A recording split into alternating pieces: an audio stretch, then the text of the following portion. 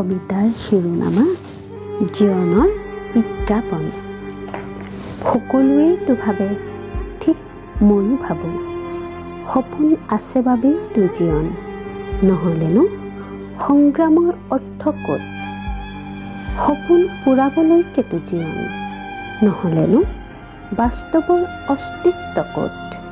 অথবা বাস্তৱ আছে বাবেইতো জীৱন, নহ'লেনো সপোনৰ বৰপেৰা সাজিছোঁ ক'ত?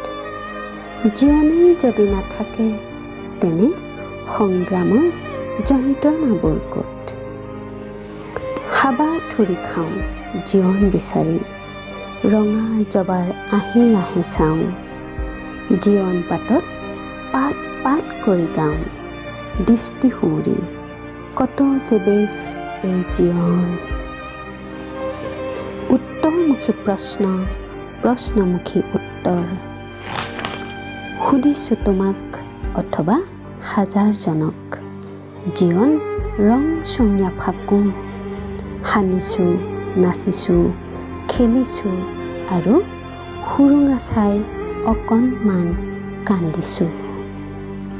জীৱন যেন যুদ্ধবিৰতিৰ এক উন্মুক্ত কবি, চমকিব ধূসৰ সন্ধ্যা, মৰুৰ মৰীচিকা, জীৱন এক দহি বটা ছবি।